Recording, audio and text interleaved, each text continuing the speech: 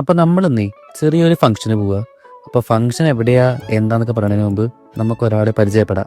Okay, so ഇതാണ് എൻ്റെ കൂട്ടുകാരി ലിഖിത. ലിഖിത ഞങ്ങളുടെ ക്ലാസ്സിലെ എല്ലാ പിള്ളേരോടും സൂപ്പർ കമ്പനിയാണ് കേട്ടോ. And without any doubt she is the best person in our class for sure. അപ്പോൾ ലിഖിതയുടെ ഫാമിലിക്ക് ഒരു സ്കൂളുണ്ട്, അവിടുത്തെ ആനുവൽ ഡേ ഫംഗ്ഷനാണ് നമ്മളിന്ന് പോണേ. അപ്പോൾ ലിഖിത പറഞ്ഞ ഡയറക്ഷനും പിന്നെ ഈ ഒരു സൈനും ഈ പൊങ്ങിടക്കുന്ന ഹീലിയം ബലൂൺ ആയിട്ടില്ലേ, അതൊക്കെ തപ്പി പിടിച്ച് ഞങ്ങൾ അങ്ങനെ സ്കൂളിൽ എത്തിയിട്ടുണ്ട്. ഇത് മുൾബാഗലിനടുത്ത് നങ്ങലി എന്ന് പറഞ്ഞ സ്ഥലത്താണ് ഈ സ്കൂളുള്ളത്. ഈ സ്കൂളിനെ കുറിച്ചും അതുപോലെ ഈ ഫംഗ്ഷനെ കുറിച്ചൊക്കെ പണ്ട് തൊട്ടേ ലിഖിത പറയാറുണ്ട്. കാരണം എല്ലാ വർഷവും ലിഖിത ഞങ്ങളെ ഇൻവൈറ്റ് ചെയ്യാറുള്ളതാണ്. പക്ഷേ എല്ലാ തവണയും ഞങ്ങൾക്ക് എല്ലാവർക്കും ഓരോ തിരക്കുകളായിരുന്നു. കാരണം നമുക്ക് വല്ലപ്പോഴൊക്കെ നാട്ടിൽ പോകാൻ ലീവും കിട്ടുള്ളൂ, അപ്പോഴാണ് നമ്മൾ നാട്ടിൽ പോവുക. ആ സമയത്താവും ഈ ഫംഗ്ഷൻ ഉണ്ടാവുക. അങ്ങനെ ഈ ഫംഗ്ഷൻ എന്തായാലും മുടങ്ങാതെ വരുന്നത് ലിഖിത പറഞ്ഞിട്ടുണ്ടായിരുന്നു. കാരണം ഇത് ഈ വർഷം കൂടി കഴിഞ്ഞാൽ ഇവർ നടത്തുന്നില്ല എന്നാണ് പറഞ്ഞത്. സോ പരിപാടിയൊക്കെ കണ്ടുന്ന സെറ്റപ്പായിരുന്നു, ഗ്രാൻഡായിട്ട് നടന്നിട്ടുണ്ടായിരുന്നത്.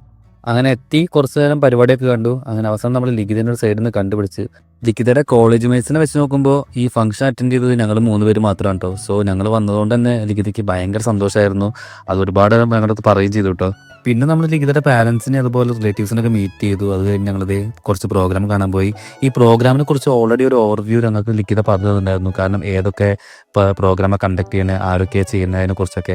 അങ്ങനെ പരിപാടിയൊക്കെ കൊണ്ട് കുറച്ച് നേരം പുറത്ത് നേരിട്ടായിരുന്നു ഞങ്ങൾ ഈ ഒരു ടീച്ചറിനെ മീറ്റ് ചെയ്യണേ. പുള്ളിക്കാരി ആക്ച്വലി കേരളത്തിൽ നിന്നാണ്, അപർണ എന്നാണ് പേര്. സോ ആളെക്കുറിച്ച് ഓൾറെഡി ലിഖിത പറഞ്ഞിട്ടുണ്ടായിരുന്നു. പുള്ളിക്കാരി കൂടാതെ ഈ ഒരു സാറ് കൂടെ ആയിരുന്നു അവരുടെ പരിപാടി മൊത്തം കണ്ടക്ട് ചെയ്തിട്ടുണ്ടായിരുന്നത്. സോ ഞങ്ങളെ കണ്ടപ്പോൾ ശരിക്കും ഞെട്ടിപ്പോയി. കാരണം മലയാളികളെ കാണാൻ ഒട്ടും ചാൻസ് ഇല്ലാത്ത ഒരു സ്ഥലത്ത് വെച്ചാണ് ഇവർ ഞങ്ങളെ കണ്ടുപിട്ടിയത്. സോ അതുകൊണ്ട് തന്നെ അവർക്ക് ഭയങ്കര ഹാപ്പി. അങ്ങനെ പരിപാടിയൊക്കെ കഴിഞ്ഞ് നമ്മൾ യാത്ര പറഞ്ഞ് പോകാൻ നിൽക്കായി. കാരണം നമുക്ക് തിരിച്ചു പോകാനായിട്ടൊരു ബസ്സൊക്കെ വളരെ കുറവാണ്.